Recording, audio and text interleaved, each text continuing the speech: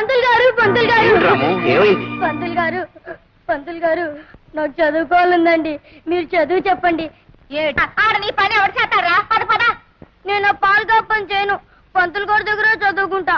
మళ్ళీ ఆ మాట అన్నావు ఈ 4 వాయిస్తాను రాయాదావా? ఏమిటి సీతాలు, చదువుకోను అంటే పిల్లల్ని కొట్టేవాళ్ళని చూశాను గానీ చదువుకుంటానంటే పిల్లల్ని కొట్టేవాళ్ళని నిన్నే చూస్తున్నా. గూడిపాళ్ళు మాకెందుకు బాబు చదువులు? అవన్నీ పెద్దోళ్ళకి గాని ఇంట్లో ఉన్న 4 కష్టపడితే గాని మా పొట్టలు గడవు. నేను పంతులు గారి దగ్గర చదువుకుంటానమ్మా. అత్త అత్త బావ చదువుకుంటానంటున్నాడుగా, చదువుకోనియే. చూడు రాము, చదువుకోవాలనుకుంటే స్కూల్కే రానక్కర్లేదు. నీ పనులన్నీ అయిపోయిన తర్వాత నా దగ్గరికి వస్తే చదువు చెప్తా. అట్లాగే పంతులు గారు. అది తొందరగా ఊట్ చేసి ఉతకాల్సిన బట్టలు పట్టాపో. అమ్మా నేనకెళ్ళి వస్తానే. అట్లాగే తొందరగా రారా. అమ్మాయి గారు తప్పమ్మాయి గారు, సిఓటి క్యాట్ కాదు కాట్, సిఏటి క్యాట్. రాము నీకు ఇంగ్లీష్ వచ్చా? ఓ రోజు నీ పంతులు గారి దగ్గర చదువుకుంటున్నానుగా. నీ పేరు ఇంగ్లీష్ లో రాయ్. RAMU రాము. ఈ దాచినపల్లి హిట్లర్ రాఘవయ్య కూతురుతో సమానంగా గూడెం వెధవి అంట్ల వెధవి పక్కన కూర్చుంటారా? అంటరాని వెధవల అలా మూలన పడుండగా పలకూర్చు పక్కన కూర్చుంటావు. యక్షోళ్ళు అక్కడ పడుండకపోతే పాతేస్తాను. పోయి పని చూసుకో. మాస్టారు, గొప్పింటోళ్ళని మేము ముట్టుకుంటే వాళ్ళు మైలపడిపోతారా? ఏమిటి రాము, ఏమైంది? మాస్టారు, వాళ్ళు గాలే పిలుస్తారు, మేము గాలే పిలుస్తాం. వాళ్ళు నీళ్లే తాగుతారు, మేము నీళ్లే తాగుతాం. ఆ దేవుడు అందరినీ సమానంగా పుట్టించినప్పుడు మేము అంటరాని వాళ్ళం ఎలా అయ్యాం మాస్టారు?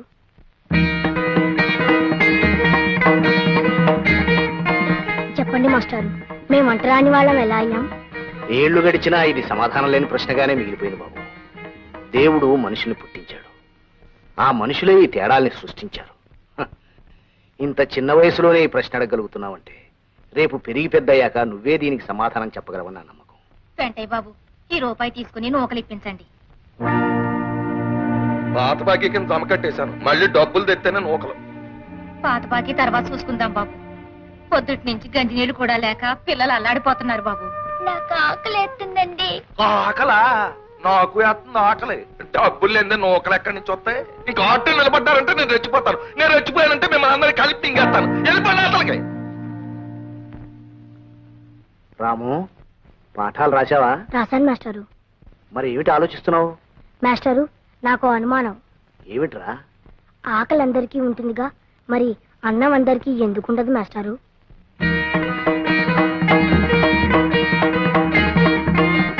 చెప్పండి మాస్టారు. అదే, అది దైవ నిర్ణయం బాబు. ఇదిగో బావా మొదటి ముద్ద, ఇదిగో తిని బావా.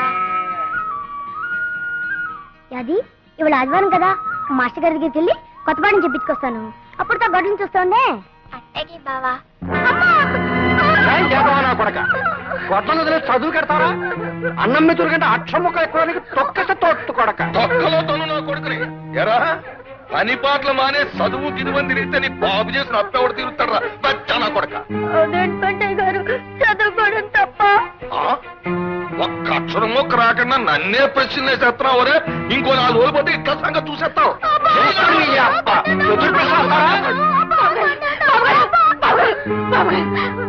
కొట్టకండి, మీ కాళ్ళు కొట్టడం కాదే, మళ్ళీ చదువు గిదువు అన్నారంటే ఆడికి నా చేతుల్లో చావే. బాబు గారు, నా బిడ్డని కొట్టే బాధనట్టు బాధేశారు బాబు గారు. మాస్టారు, నేను పని చేయలేదని కొడితే నాకు బాధ ఉండేది కాదు మాస్టారు. నేను చదువుకుంటున్నాను కొట్టారు మాస్టారు. నేను పని చేయడం తప్ప చదువుకోకూడదా మాస్టారు?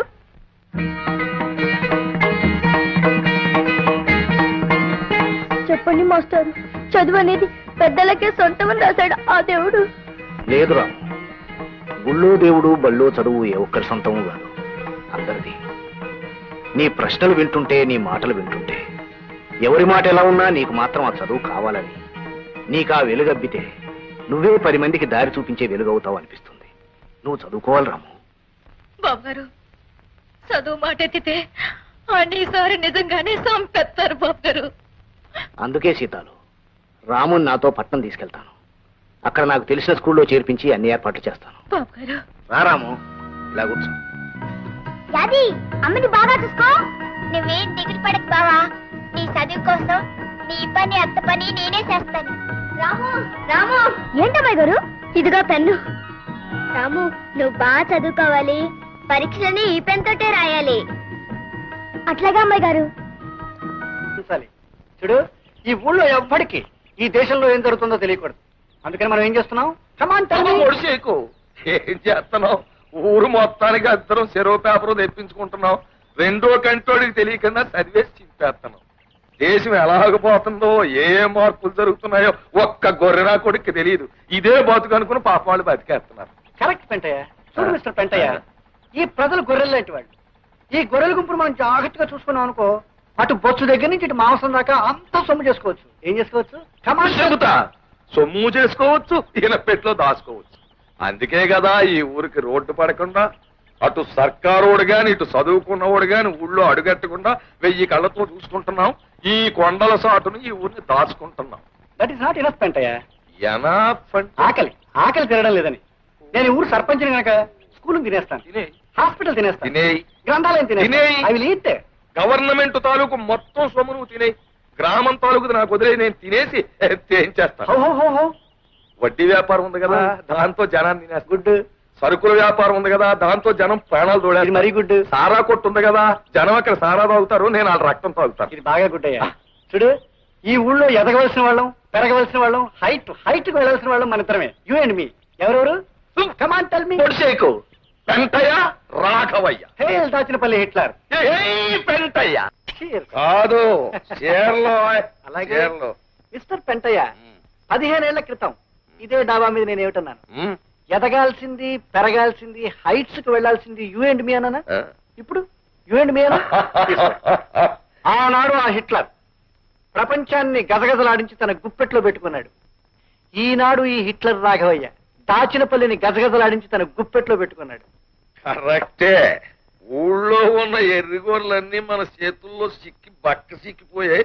మనం మాత్రం బ్రహ్మాండంగా పలిసిపోయాం. అండర్స్టాండ్? అవి మంచం మీద పరుపట్టుకొచ్చానండి. సొమ్ములు అడిగి పరుపు పెట్టరా? అర్థం లేదండి, ఇది మా గూడెం పరుపు అండి. ఇద్దరు గింజలు కొలిస్తే చాలు దీనికి.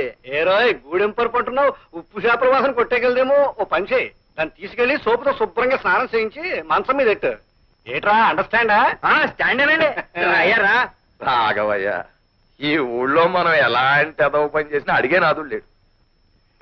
సి మిస్టర్ పెంటయ్య, ఎదురు అడిగేవాడే కాదు, ఈ హిట్లర్ రాఘవయ్య సర్పంచ్ గా ఉన్నంత కాలం ఎదురు తిరిగేవాడు లేడు, ఎదురు చెప్పేవాడు లేడు.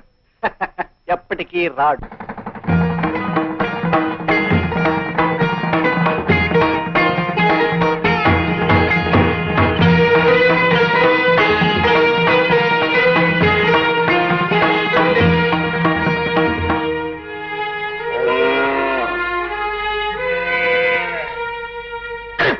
ఇదిగో మొండ ఆట నాటి బెల బెల బెల బెల బెలే కారణంగా ఆట కొట్టేశారు మునసం గారు మీ అన్ని. 10 వేసుకో. ఆల్ కౌంట్ అయ్యా. 20, 30, 40, 50. ఎవరయ్యా నువ్వు? పేక ముక్కలని నేలపాలు చేశావు. పసివాళ్ళు చదువు నేర్చుకోవాల్సిన బడిలో పేకాడుకోవడం నేరమే కాదు, పాపం కూడా. ఏమిటయ్యో మాకే నీతులు చెప్తున్నావు? ఊరి కొత్త మొహంలో ఉన్నావే, ఎవరు నువ్వు? నేను ఈ ఊరి కొత్తవాణ్ణి కాదు, పాతవాణ్ణి. గూడెంలో సీతాల కొడుకు రాముని. ఈ క్షణం నుంచి మీరు ఇక్కడ పేకాడడానికి, పశువులు కట్టి పాడు చేయడానికి వీల్లేదు. ఒడ్లు కాసుకునేవాడు పట్నం వెళ్ళొచ్చిన మాత్రాన పెద్ద గొప్ప అనుకున్నావా? మేము ఇక్కడ ప్యాక్ ఆడుకుంటాం, చీకటి పడ్డాక మందు కొడతాం. అందుకే ఊరికి పెద్ద దిక్కైన రాఘవయ్య గారే ఒప్పుకున్నారు. మధ్య నువ్వెవడు రా వద్దడానికి? అవును, అక్కడ రాఘవయ్య గారి గొడ్లు, ఇక్కడ వీళ్ళు, ఆ పక్కన మా పిడకలు చాలా కాలం నించున్నాయి. కాదనడానికి నువ్వెవడు అయి? నేనా? ప్రభుత్వం వారి చేత ఈ స్కూల్కి కొత్తగా నియమించబడ్డ మాస్టర్ని. అందుకే అధికారంతో చెప్తున్నాను, రేపటి నుంచి ఇక్కడ మీ ఆటలు సాగడానికి వీల్లేదు. రాఘవయ్య గారు అయినా సరే, ఆ దేవుడు అయినా సరే, గొడ్డు గోదా ఇక్కడ ఉండడానికి వీల్లేదు. మళ్ళీ ఇక్కడ మీరు గాని పశువులు గాని కనిపించారో జాగ్రత్త. వెళ్ళండి. ఎంత పంతులైతే మాత్రం రెండా రాఘవ గారితో చెప్తాం. What what what? ఏం కారణం? ఆ రావుడు గారు మిమ్మల్ని నానా మాట్లాడతాడా? ఈ ఇట్లా రాఘవయ్య గొడ్లని అక్కడ కట్టకూడదని కారు కూతలకు వస్తాడా? డామిట్!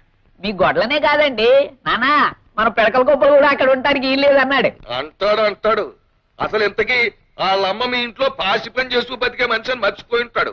అసలు దీనికి గడ్డడితే ఆడి బుద్ధి వస్తుంది. ఏమే సీతాలు, నీ కొడుకు కళ్ళు నెత్తినెట్టుకుని ఊళ్ళో దిగేట? ఏడు బాబు, మా రావుడు వచ్చాడా? లస్కోర లస్కో, మా బావ వచ్చాడా? వాడు వచ్చాడు, వాడి కొమ్ములు వచ్చాయి. ఏమే మీకింత గంజి పోసి మెతుకులు వేసే నన్ను నానా మాటలు అంటాడే? చూడు, వాడు ఇంకా అలాగే ఉంటే మీరంతా అడుక్కు తినిపోతారు. ఈ హిట్లర్ రాఘవే చెప్పు కింద నల్లులో నలిగిపోతారు. జాగ్రత్త. ఈ రాము కంఠంలో ప్రాణం ఉండగా వాళ్ళకి ఇక తీనాడు పట్టదు రాఘవయ్య గారు. అమ్మా చూపు ఇక్కడ పడి అది అమ్మా నువ్వు ఇంటికెళ్ళి అది అమ్మని ఇంటికి తీసుకెళ్ళి రేపటి నుంచి ఇక్కడ గుడ్డు చాకరీ చేయడానికి మీరు రావట్లేదు. వెళ్ళండి. ఆగండి అలాగా. ఏంటి పనులు చేయక్కర్లేదా? ఏటో పెద్ద పెద్ద ప్రతిపాదనలు తీర్మానాలు చేసేస్తున్నావు. మరి పనులు చేయకపోతే సత్యం నీ బాబు ఈ రాఘవయ్య గారి దగ్గర తీసుకున్న అప్పు ఎవడు తీరుస్తాడ్రా? ఎవరు తీరుస్తాడ్రా నీ బాబు చేసిన అప్పు? అప్పు చేసిన 1000 రూపాయల అప్పుకి జీవితాంతం మా నాన్న మీ పొలంలో పనిచేశాడు. ఆ తర్వాత ఇన్నేళ్లు మా అమ్మ చెమటోటి శ్రమ పడింది. పసితనంలో నేను ఒళ్ళొంచి పనిచేశాను. చిన్నప్పటి నుంచి ఇప్పటి వరకు మా యాది రక్తం ధారపోసి ఇంటి చాకరీ చేసింది. ఇంకా మీ అప్పు తీరలేదంటారా? చదువు రాదు, జ్ఞానం లేదు, తలెత్తరు, ఎదురు చెప్పరు అని బ్రతుకంతా బానిసలుగానే ఉంచుదాం అనుకుంటున్నారా? రాఘవయ్య గారు, వయసు మళ్ళినా మా నాన్న చేసిన సేవకి కిరాయి కట్టండి. అనారోగ్యంతో కూడా మా అమ్మ పడ్డ శ్రమకి విలువ కట్టండి. ఆకలి గడుపుతో మా యాది చేసిన పనికి ఖరీదు కట్టండి. అవన్నీ లెక్కలు వేయండి. మీరు నెల నెలా తిండి గింజలకు ఇచ్చిన ఖరీదు మినాయించుకోండి. మీ అప్పు వడ్డీతో సహా ఏనాడో తీరిపోయి ఉంటుంది. ఏమంటారు?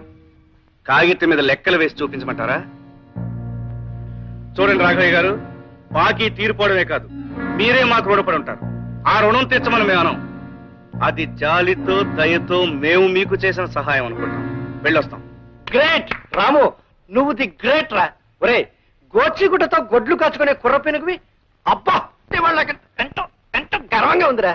సీతాలు బంగారం బంగారం లాంటి కొడుకుని కన్నావే. అసలు ఇలాంటి కొడుకుని కన్నా అదృష్టం మాటలు చెప్పలేనే. ఒరే రాము, మీ అమ్మని యాదిని 2 కళ్ళల్లాగా చూసుకుంటూ దర్జాగా గర్వంగా బతికేరా. వెళ్ళరా, తీసుకెళ్ళమని. దండాలు బాబు గారు. మీరు దండం పెట్టకూడదే, నేనే మీకు దండం పెట్టాలి. ఏమయ్యా ఎట్లా రాఘవయ్యా? నీకేమైందయ్యా? నిన్నేమన్నా పిచ్చి కుక్క కరిసిందా? ఆ నోరు కొవ్వికి మన ఏమన్నాడు? బెల్లం మీద ఈగలు, పెంట మీద దోమలు అన్నాడు. నువ్వు వాడిని ముట్టుకుని పైగా గొప్పగా మెచ్చేసుకుంటావా? చిచ్చి, మా గుండెల్లో పొడిచేసావు కదయ్యా. అదే అదే హిట్లర్ రాఘవయ్య రాజకీయం. కనిపించగానే కేతుడుల మీద పడి కుమ్మేశాం అనుకో, మనం ఇడియట్స్ అయిపోతాం. దేవుడు ఏం చేసేవాడు? రాక్షసుల్ని వెధవేషాలు వెయ్యనిచ్చి సడన్ గా అవతారం ఎత్తేవాడు. వాళ్ళ పని పెట్టేసేవాడు. ఈ హిట్లర్ రాఘవయ్య మంచి టైం చూసుకుని అవతారం ఎత్తాడు. అప్పుడు మీద పడి కుమ్మేస్తాడు. ఏం చేస్తాడు? కుమ్మేస్తాడు. నువ్వింత ప్రయోజకుడు అయినందుకు నేను గర్విస్తున్నాను బాబు. మాస్టర్, ఇది మీరు పెట్టిన భిక్ష, మీరు చూపించిన దారి. పంతులు గారు, మా బావ మాటలకి పెద్దోళ్ళందరూ నోరెత్తలేక లస్కో తెల్ల ముఖాలు వేసుకొని ఉండిపోయారు. మా గూడెల్లో ఈ నేలకి కాములతో మాట్లాడగల మడిసి వచ్చినందుకు మాకు చాలా సంతోషం, సంబరంగా ఉంది బాబు. ప్రతిరోజు ఈ ఊరికి తెల్లారినా నువ్వు వచ్చిన రోజే సూర్యుడు వస్తాడని, ఈ పల్లెకు వెలుగొస్తుందని నాకెప్పుడో తెలుసు. ఈ పల్లె కళ్ళు తెరిచి ఒళ్ళు విరుచుకుని ప్రగతి వైపు నడిచేలా చేస్తాను. నా చదువు నాకే కాకుండా నా వాళ్ళందరికీ ఉపయోగపడేలా చేస్తాను. పసి వాళ్ళకి చదువు చెప్పి రేపటి తరం కొత్త శక్తితో కలిగేట్టు చేస్తాను. రాబోయే కాలంలో చీకటి అనేదే లేకుండా గుడిసెలోనూ దీపం వెలిగిస్తాను. మనిషిలోనూ వెలుగొచ్చేలా చేస్తాను. నమస్కారం మాస్టర్. రామరా. రాము, లక్ష్మి గుర్తుందా? గుర్తులేకే. బాగున్నా రామయ్య గారు? బాగానే ఉన్నాను. అవును, ఇంత పెద్ద చదివినోడివి నీకంటే చిన్నోళ్ళని గారువులు పిలవకూడదని తెలీదా? లేక నన్ను మర్చిపోయి? నిన్నెలా మర్చిపోతాను లక్ష్మి. నువ్వు నాకు ఇచ్చిన పెన్ను ఎప్పుడూ నేను గుర్తు చేస్తూనే ఉంటుంది. అత్తోయ్, అయ్యగారింటికాడ బావ దబాయించి మాట్లాడేశాడు కదా, ఇక పంతులు గారింటికాడ చూడాలి. లస్కో గూడెలో వాళ్ళంతా నా వాళ్ళు, అలా మంచి చెడ్డ చూడవే నా పని. గుడిసెలో దీప ఎడతా మనిషికి ఎలుగును తెస్తానంటూ పంతులు గారు పొంగిపోయేటట్టు ఎట్టా మాట్లాడేశాడు అనుకున్నావు? ఓలమ్మో, బావ ఎంతోడయ్యాడని నా గుండెలు బాధేసుకున్నాను అనుకో. కబుర్లు కట్టేసి ఇలా రావే ఒకసారి. ఏంటి బావా? పట్నం నుంచి నీకేం తెచ్చానో చూడు.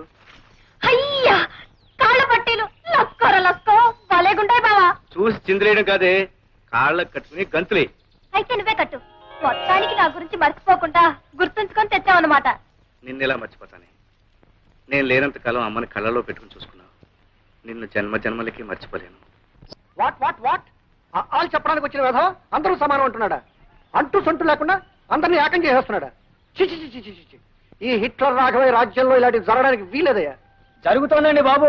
వాడి పాఠాల వల్ల మా వాడు గొడ్లు కాసే ఎంకని మా పట్టి మంచం మీద కూర్చోబెట్టి అంతా సమానం అంటున్నాడు. పైగా వాడందరికీ ఒకే రకం బట్టలు అంటికట్టాడు. ఉదయం మా వాడిని ముద్దెట్టుకున్నాడు ఎత్తుకుంటే వాడు పాలేరు కొడుకు.